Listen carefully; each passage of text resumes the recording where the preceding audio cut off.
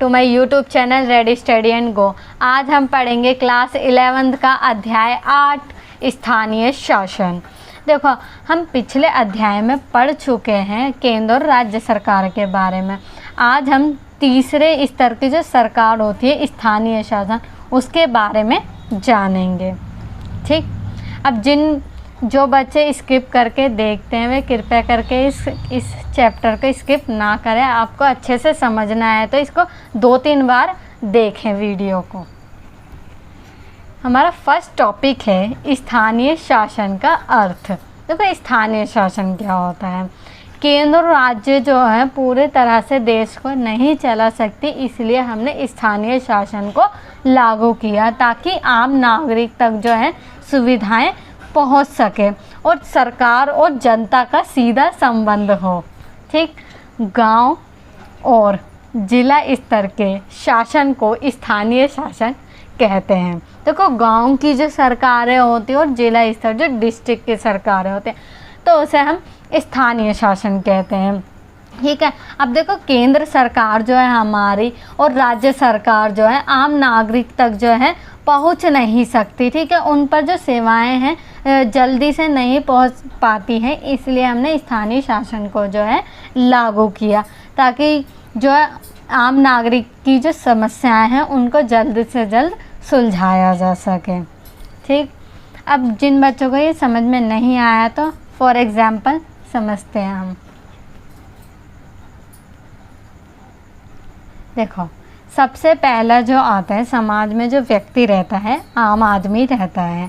आम आदमी जैसे हम जैसे लोग जो रहते हैं तो हम आम आदमी कहलाते हैं। ठीक, उनसे ऊपर जो आता है हमारा प्रधान होता है। ठीक है, जो प्रधान होता है तो वह हमारे आसपास ही रहता है और हमारी समस्याओं को अच्छे से जानता है, इसलिए आम आदमी जो है वो प्रधान के पास जाता है और उस अपनी समस्या के बारे में बताता है। जैसे सड़कें हो गई तो सड़कें ऊबड़ खाबड़ होती हैं तो उनके निर्माण के लिए प्रधान देखता है उसे अच्छे तरीके से, और प्रधान जो जाता है ऊपर निगम पार्षद के पास, फिर निगम पार्षद जो है अपनी समस्याओं को सरपंच के पास बताता है।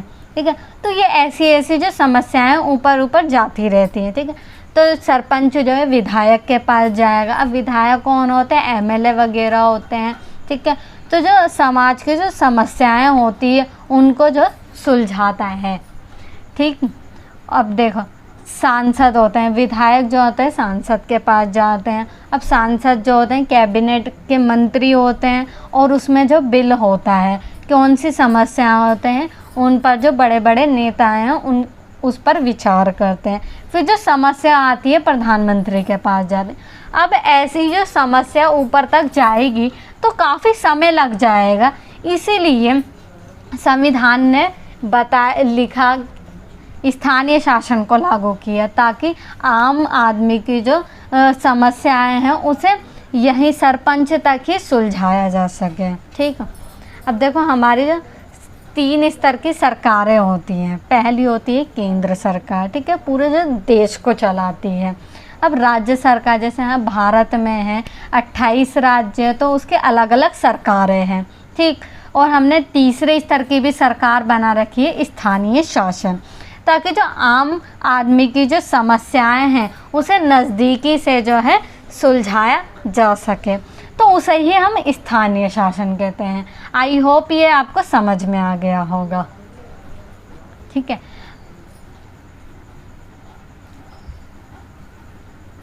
अब हमारा जो इसमें दूसरा पॉइंट है, इसमें जनता की प्रतिदिन की समस्याओं का समाधान बहुत तेज़ी से तथा कम खर्च में हो जाता है। देखो, आम प्रतिदिन समस्या जो होती है, रोज़मर्रा की जो समस्याएं आ जाती है, हमारा बिजली पानी की समस्या हो जाती है हमारी, तो ठीक है, ये जो समस्याएं हैं बहुत तेज़ी से जो है हमारी हल हो जाती है। इसमें खर्च भी कम होता है क्योंकि ये जो नेता जो रहते हैं, विधायक वगैरह होते हैं, ये पास में ही रहते हैं हमारे, तो हम कभी भी जा सकते हैं और इसमें जो हमारा खर्च पैसा भी जो है कम खर्च होता है। इसीलिए स्थानीय शासन जो है महत्वपूर्ण जो भूमिका निभाती है सरकार के रूप में। अब हमारा नेक्स्ट टॉपिक है लोकतंत्र का अर्थ। देखो, सभी को पता होगा लोकतंत्र क्या है? जहाँ पर जनता की भागीदारी होती है, ठीक, और जहाँ पर लोग जो होते हैं राजनीति में, चुनाव में ज़्यादा से ज़्यादा अपने भाग लेते हैं, तो उसे हम लोकतंत्र कहते हैं, ठीक है। सार्थक भागीदारी तथा जवाबदेह। देखो, सरकार जब बन जाती है तो उसमें ज़्यादा से ज़्यादा लोग जो होते हैं भागीदारी निभाते हैं और जवाबदेह होते हैं। अब जब सरकार बन जाती है तो उन जो हमारी समस्याएं बताती है तो वो जवाबदेह होती है और हमारी समस्याओं को बताती है, ठीक। जीवंत और मजबूत स्थानीय शासन सक्रिय भागीदारी और उद्देश्यपूर्ण जवाबदेही को सुनिश्चित करता है। इसमें जो लोग होते हैं वो सक्रिय भागीदारी निभाते हैं और इनमें जो आना होता है वो उद्देश्यपूर्ण होता है, इनका कोई पर्पज़ होता है ताकि जो हमारी समस्याएं हैं उसको जल्द से जल्द जो है सुलझाया जा सके। जो काम स्थानीय स्तर पर किए जा सकते हैं वह काम स्थानीय लोगों तथा उनके प्रतिनिधियों के हाथ में रहने चाहिए। देखो, जो स्थानीय स्तर के जो शासन होता है उसमें लोग जो रहते हैं उनके वहीं के आसपास के लोग होते हैं और उनके हाथों में ही होता है उस समस्याओं को सुलझाना। तो इसके प्रतिनिधि भी होते हैं और प्रतिनिधि चुन लेते हैं और वही लोग जो होते हैं अपने समाज का जो है कल्याण करते हैं। इसमें पॉइंट है दूसरा, आम जनता राज्य सरकार या केंद्र सरकार से कहीं ज़्यादा स्थानीय शासन से परिचित होती है। देखो, केंद्र सरकार के पास जो है हमारी समस्या नहीं जा सकती क्योंकि सरकार जो है बहुत ज़्यादा दूर है, ठीक है। और राज्य सरकार भी, अब जब राज्य कितना बड़ा होता है तो इसी वजह से ये केंद्र सरकार और राज्य सरकार दोनों ही इन समस्याओं को नहीं सुलझा सकती। इसी वजह से हमने स्थानीय सरकार को लागू किया क्योंकि आम जनता जो है स्थानीय शासन को अधिक जानती है। क्योंकि देखो, फॉर एग्ज़ाम्पल जैसे हमारे विधायक हो गए तो हम उन्हें जानते हो और अपनी समस्याओं से जो है अपना रूबरू करवा सकते हैं, ठीक। अब नेक्स्ट टॉपिक है भारत में स्थानीय शासन का विकास। तो भारत में किस तरह से जो है स्थानीय शासन जो है उसका कैसे विकास हुआ, तो वह हम जानेंगे। प्राचीन समय से ही जो है हमारा स्थानीय शासन जो है चलता आ रहा है पहले से ही। जैसे पहले क्या होता था, पंच हुआ करते थे गाँवों में, तो जो अपनी समस्याएं जो है वह सुलझाते थे गाँवों में, ठीक है। सरपंच जो 5 चुन लेते हैं उसमें से एक मुखिया के रूप में होता है और जो गांव की जितनी भी समस्या होती है तो वह सुलझाता है, ठीक। इसमें फर्स्ट पॉइंट है, प्राचीन भारत में अपना शासन खुद चलाने वाले समुदाय सभा के रूप में मौजूद थे। प्राचीन समय से ही जो है सरपंच का जो समुदाय है वो चलता आ रहा है। पुरानी समस्याएं जो है सरपंच आदि जो है उसको सुलझा सकते थे। तो इसका इस तरह से जो है विकास होता गया। आधुनिक समय में, आधुनिक मतलब कि वर्तमान समय में निर्वाचित निकाय सन 1882 के बाद अस्तित्व में आए, ठीक है। जो वर्तमान समय में क्या हुआ, जो 1882 में जो है स्थानीय शासन जो है हमारा अस्तित्व में आता रहा। उस वक्त उन्हें मुकामी बोर्ड कहा जाता था।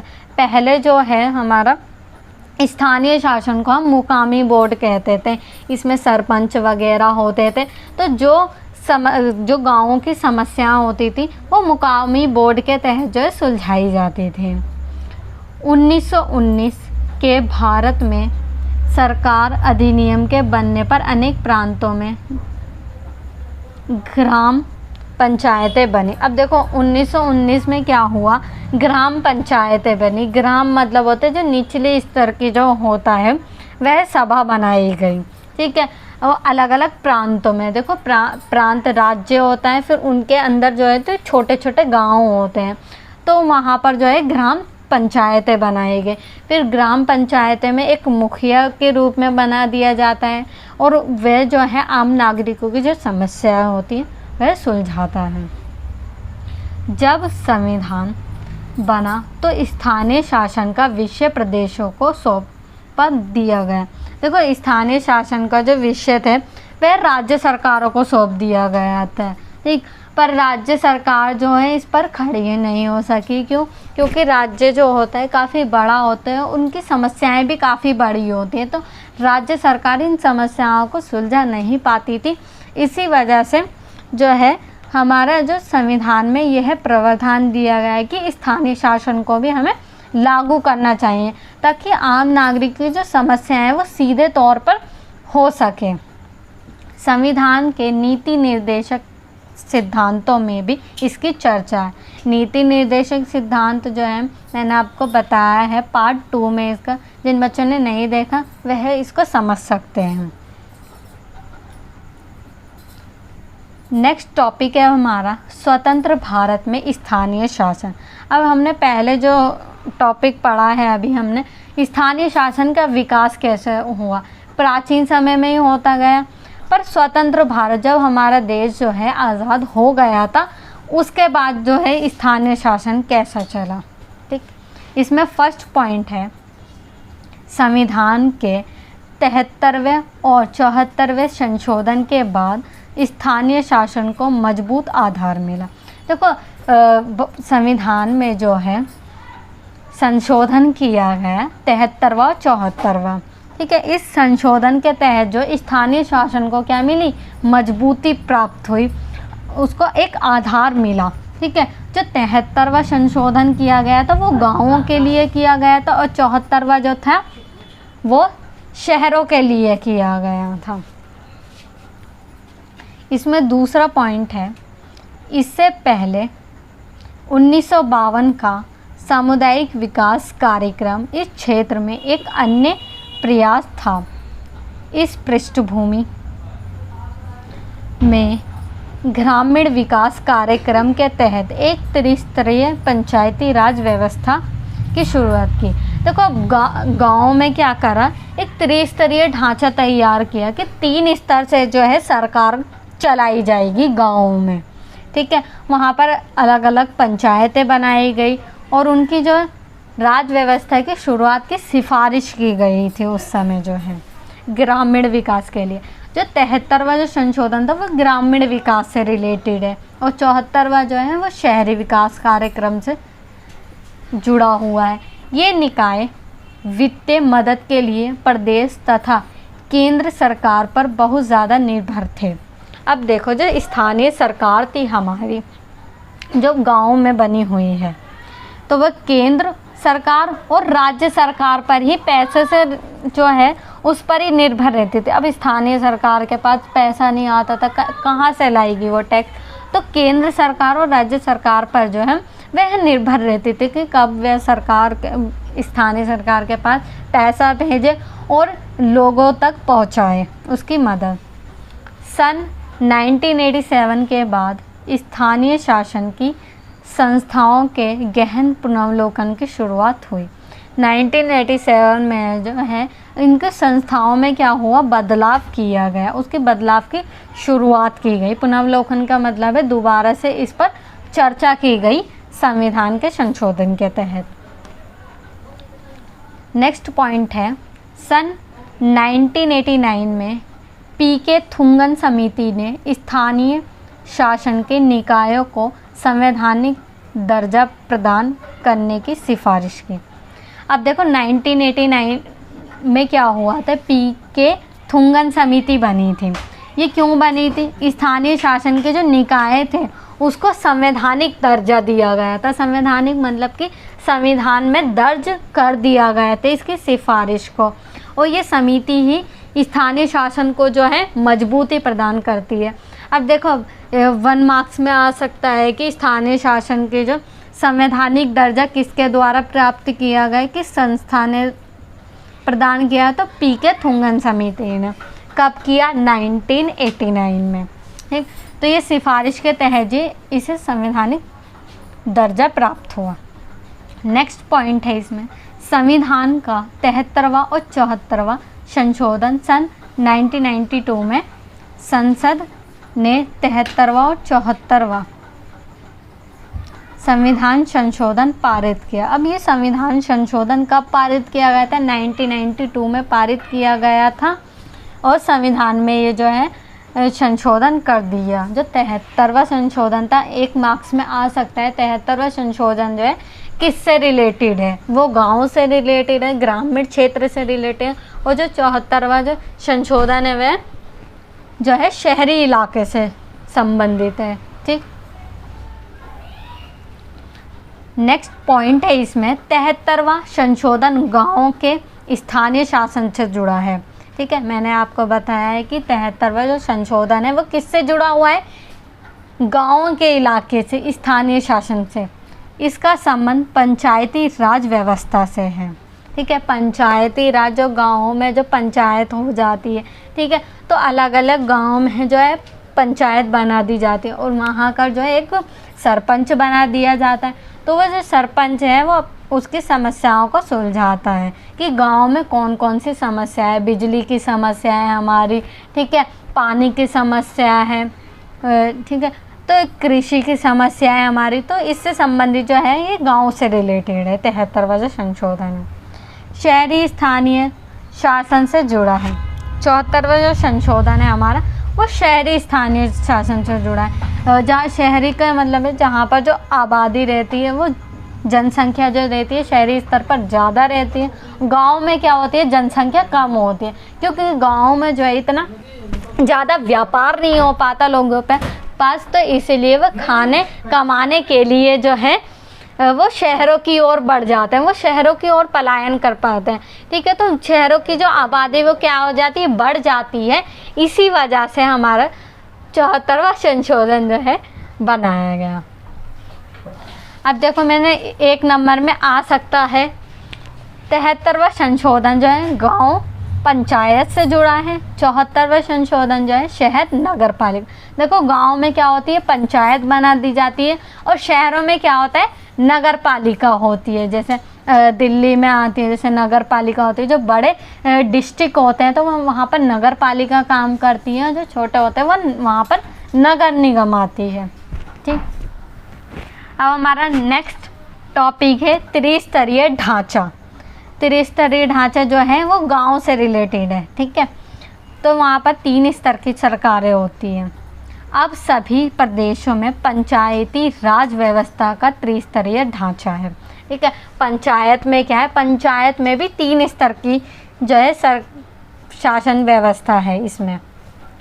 जैसे कि पहला आ जाता है, प्रथम पायदान के अंतर्गत आ जाता है ग्राम सभा आ जाती है। देखो इसमें मैंने छोटा सा लिखा भी हुआ है, तो गांव का छोटा सा भाग होता है। गांव का जो छोटा सा भाग होता है तो ग्राम सभा हो जाती है वो, और ग्राम सभा में जितने भी सदस्य रहते हैं वहाँ पर एक व्यक्ति को चुन लिया जाता है प्रधान के रूप में, और वही प्रधान जो है वो गांव की समस्याओं को सुलझाता है। द्वितीय पायदान में जो आता है ब्लॉक समिति भी कहते हैं इसे, तालुका के रूप में भी जानते हैं।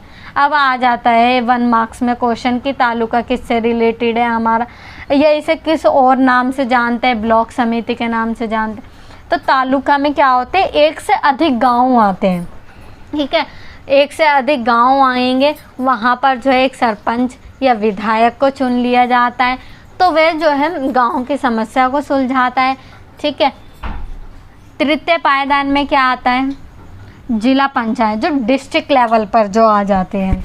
तो ग्रामीण क्षेत्र का सबसे बड़ा भाग, अब गांव का एक गांव है सबसे बड़ा, उस पर जो है उसमें एक सरपंच के रूप में या विधायक या महापौर भी इसमें एक पद होता है जिसे हम मेयर के रूप में भी जानते हैं, तो वो बना दिया जाता है। तो जिला पंचायत जो है 3 स्तर से जो है अपना काम करती है।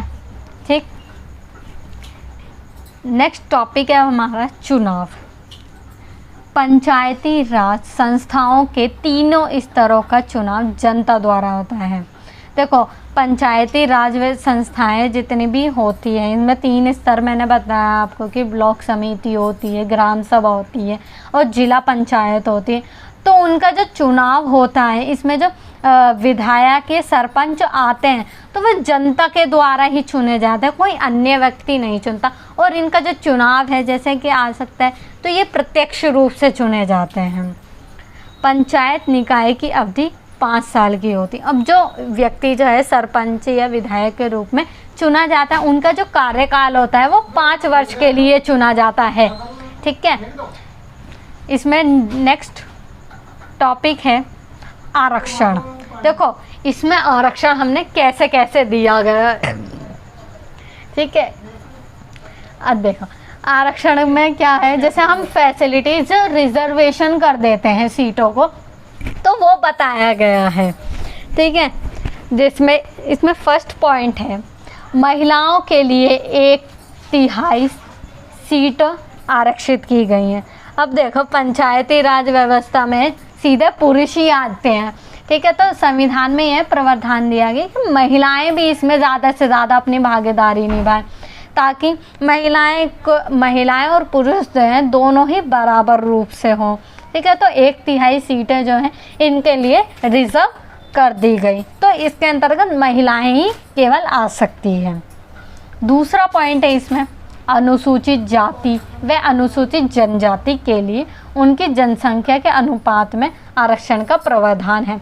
अनुसूचित जाति कौन सी होती है? SC, ST, OBC के लिए भी ये अनुपात जो है इनका आरक्षण दिया गया है इनको, ताकि ये भी अपना विकास जो है कर पाएँ, क्योंकि नीची जाति के लोग होते हैं तो इन्हें भी आरक्षण का प्रावधान जो है संविधान के द्वारा प्रदान किया गया है। इस आरक्षण का लाभ हुआ है कि आज महिलाएं सरपंच के पद पर कार्य कर रही हैं।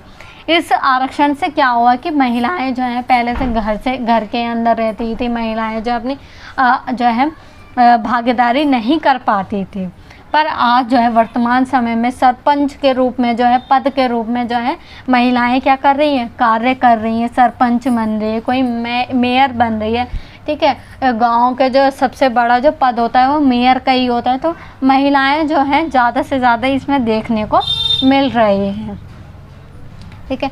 अब हमारा नेक्स्ट टॉपिक आ जाता है विषयों का स्थानांतरण।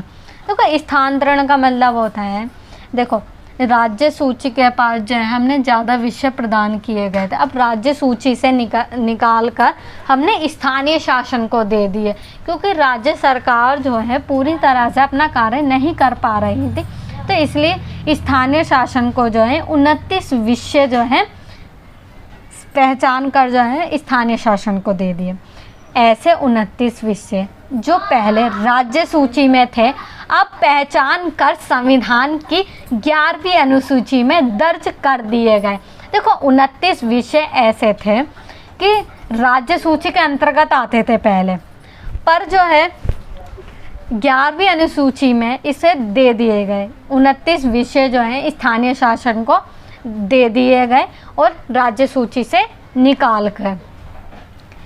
दूसरा पॉइंट है इसमें इन विषयों को पंचायती राज संस्थाओं को हस्तांतरित किया गया। इन विषयों को किन लोगों को दिया गया? पंचायती राज व्यवस्था को दिया गया। हस्तांतरित मतलब कि इन्हें सौंप दिया गया, क्योंकि राज्य सरकार जो उन पर जो है बल ज़्यादा होता था, इसलिए स्थानीय शासन को जो है इन विषयों को हस्तांतरित कर दिया गया। कौन से जो 29 विषय थे? तीसरा पॉइंट है इसमें इन विषयों को स्थानीय स्तर को देना केवल लोगों के हित तथा विकास करना था। अब इनका जो पर्पस था वो देना क्यों था? ताकि लोगों का हित हो, इसमें लोगों का विकास हो, लोग अपना ज़्यादा से ज़्यादा कल्याण कर पाए और जो गरीब व्यक्ति है वह भी अमीर हो पाए। तो इसीलिए सरकार ने जो है उनके 29 विषय पहचान कर स्थानीय शासन को सौंप दिए गए। अब हमारा नेक्स्ट टॉपिक है राज्य चुनाव आयुक्त। राज्य चुनाव आयुक्त क्या करता है? प्रदेशों के लिए यह ज़रूरी है, प्रदेश मतलब राज्य के लिए ये ज़रूरी है कि वे एक राज्य चुनाव आयुक्त नियुक्त कर। अब राज्य में जो चुनाव होने हैं, पंचायती राज व्यवस्था के जो चुनाव होने, तो वहाँ पर एक चुनाव आयुक्त जो है होना ज़रूरी है। इस चुनाव आयुक्त की जिम्मेदारी पंचायती राज संस्थाओं के चुनाव कराने की होगी। अब ये चुनाव आयुक्त का क्या होगा? पंचायती राज संस्थाओं के जितने भी सदस्य इसमें आएंगे चुनाव लड़ने के लिए, तो ये पंचायती राज जो चुनाव आयुक्त है जो वही करवाएगा चुनाव। नेक्स्ट टॉपिक है राज्य वित्त आयोग। और राज्य वित्त आयोग को समझेंगे। प्रदेशों की सरकार के लिए ज़रूरी है कि वो हर 5 वर्ष पर एक प्रादेशिक आयोग बनाए, एक प्रादेशिक वित्त आयोग बनाए। देखो राज्य का काम क्या जो है 29 विषय नहीं देना था, उससे जो पैसे से संबंधित जो है उसे भी सौंपना था। तो चुनाव आयुक्त जो है उसे बनाना पड़ा ताकि जो पैसे से संबंधित जो है स्थानीय शासन अपना विकास कर पाए। यह आयोग प्रदेश में मौजूद स्थानीय शासन की संस्थाओं की आर्थिक स्थिति की जानकारी रखेगा। अब ये आर्थिक स्थिति के जो चुनाव आयोग जो हमने बनाया है, यह वित्त से संबंधित जो जानकारी स्थानीय शासन कहाँ कहाँ पैसे इन्वेस्ट अपना कर रहा है उसकी जानकारी जो है वह रखेगा। अब हमारा नेक्स्ट टॉपिक है 74वां संशोधन। 74वां संशोधन मैंने बताया आपको कि जो शहरी इलाकों के लिए हुआ था। संविधान के 74वें संशोधन में शहरी स्थानीय निकाय तथा नगर पालिका से संबंधित संशोधन को दिया गया। अब जो 74वां जो संशोधन है वो शहरी इलाके में दिया गया था और जो शहर की जो जनसंख्या होती है वह ज़्यादा होती है, ठीक है। तो वहाँ पर नगर पालिका और नगर निगम कार्य करते हैं और अपने जो डिस्ट्रिक्ट को अलग अलग बांट देते हैं, ठीक है। तो यही 74वां संशोधन कहलाता है।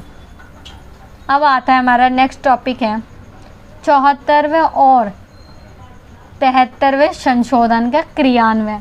देखो क्रियान्वयन का मतलब कैसे कैसे ये चलता रहा, ये संशोधन कैसे कैसे इसने चलाया। ये 1994 से 2016 इस अवधि में प्रदेशों में स्थानीय निकायों के चुनाव कम से कम 4 से 5 बार हो चुके हैं।